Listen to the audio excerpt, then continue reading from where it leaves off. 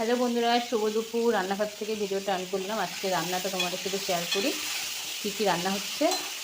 সবাই ভালো আছো আশা করি। আর আমার শরীরটা একটু আজকে খুবই খারাপ, আসছে না কালকের থেকে।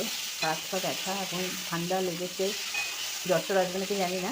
তা যাই হোক, এখানে মাছের জন্য বেগুন আর আলু ভাজি। আর এটা হচ্ছে দুটোর মধ্যে বসিয়েছি আজকে, অনেকটা বেলা হয়ে গেছে, 1টা বাজে এখন। এই যে মাছ করবো, মাছটা হচ্ছে এটা আমি ছাটিং মাছ বলি। কাঁচা রান্না করবো, লবণ হলুদ মাখিয়ে রেখেছি কেটে। আর এর মধ্যে মশলা দিয়েছি জিরে, সর্ষে, কাঁচা লঙ্কা, পাকা লঙ্কা মেশানো।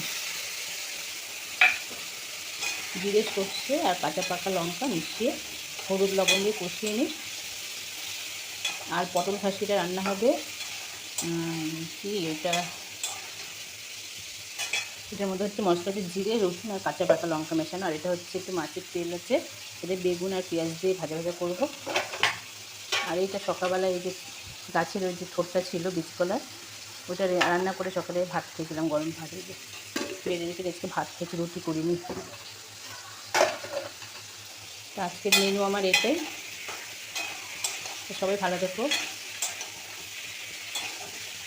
এই মাছটা কাঁচা রান্না করলেই ভালো লাগে। আর এই মাছটা যখন আলুটা সেদ্ধ হয়ে যাবে তখন দিয়ে বেশিক্ষণ না, 5-6 মিনিট, 6-7 মিনিট আর কি, একটু করতে হবে।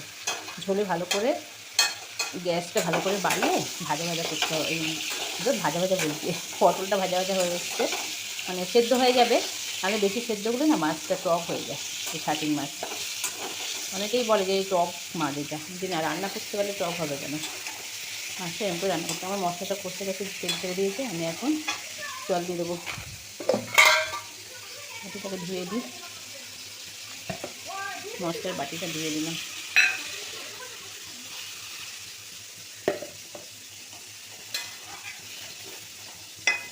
দুপুরের রান্না আজকে আমার এটাই। আর একটুখানি জল দিয়ে নিই, নাহলে এটা ফুটবে, তো ফুটতে হবে না। ভাজা ভাজা হলে হলুদ আর লবণ দিয়ে মশলাটা দিয়ে দেবো। তাহলে চলো, রান্না হয়ে গেছে, বাসন টাসন এই যে মাঝে ঘষা হয়ে গেছে আমার। আর এখানে রান্নাটা ওই যে তৈরি করার আগে তোমাদের ভিডিও করেছিলাম, তা তৈরি করে ভাবলাম একটু দেখিয়ে দিই। তা এখানে এই যে মাছের তেলটা হয়ে গেছে বেগুন আর পেঁয়াজ দিয়ে। আর এখানে পটল খাসিটা হয়েছে। এই যে আমি তৈরি করাটা দেখালাম না, তাহলে তৈরি করাটাও বন্ধুদের দেখিয়ে দিই। আর এখানে হচ্ছে মাছ আর ভারলি বটি আর ভাত তো ওটার মধ্যে আছে, রাখিয়েছি। এই যে আজকে রান্না আমার এই পর্যন্তই। সবাইকে জানাই অনেক ভালোবাসা, ভালো থেকো আশা করি তোমরা। আজকে এইটুকুই ভিডিওটা। টাটা। আজ ভালোই রোদ উঠেছে, দেখো কালকে একটু মেঘলা ছিল, ঠান্ডা ছিল। টাটা।